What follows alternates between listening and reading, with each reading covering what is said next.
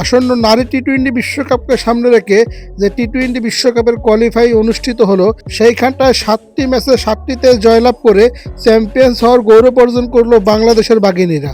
নেদারল্যান্ডের বিপক্ষে ম্যাচটিতে জয়লাভ করে টানা 7টি ম্যাচ অপরাজিত থেকে টি-20 বিশ্বকাপ কোয়ালিফাই করলো বাংলাদেশের মেয়েরা। সেই সাথে এই টুর্নামেন্টে চ্যাম্পিয়ন্স হওয়ার গৌরব অর্জন করছে বাংলাদেশের নারীরা। দুর্দান্ত ক্রিকেট খেলেছে তারা। এই টুর্নামেন্টে 7টি ম্যাচ খেলে 7টিতে জয়লাভ করে বাংলাদেশের বাঘিনীরা। দুর্দান্ত ব্যাটিং করে সাবিনা মনস্ট্রি এবং শেষের দিকে এসে স্বর্ণা আক্তার, ক্যাপ্টেন নিগার সুলতানা জ্যোতি সবাই কম বেশি ভালো ক্রিকেটটা খেলেছে। দিন শেষে ভালো ক্রিকেটটা খেলার কারণে বাংলাদেশের মেয়েরা এই টুর্নামেন্টে 7টি ম্যাচ জিতে অপরাজিত থাকে। টি-20 বিশ্বকাপটা কোয়ালিফাই করেছে মারুফা আক্তাররা। দুর্দান্ত ক্রিকেটটা খেলেছে এই টুর্নামেন্টে।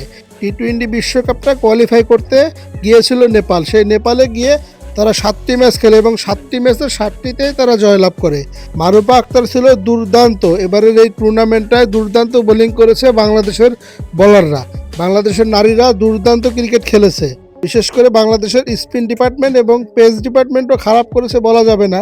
সবচাইতে ভালো করেছে বাংলাদেশের এই টুর্নামেন্টে ব্যাটাররা দুর্দান্ত ব্যাটিং করেছে। প্রতিটা ম্যাচেই প্রথমে তারা ব্যাট করেছে এবং সেই সাথে এই টুর্নামেন্টে তারা চ্যাম্পিয়ন্স হওয়ার গৌরব অর্জন করেছে। সেই সাথে তারা টি-20 বিশ্বকাপটা কোয়ালিফাই করেছে।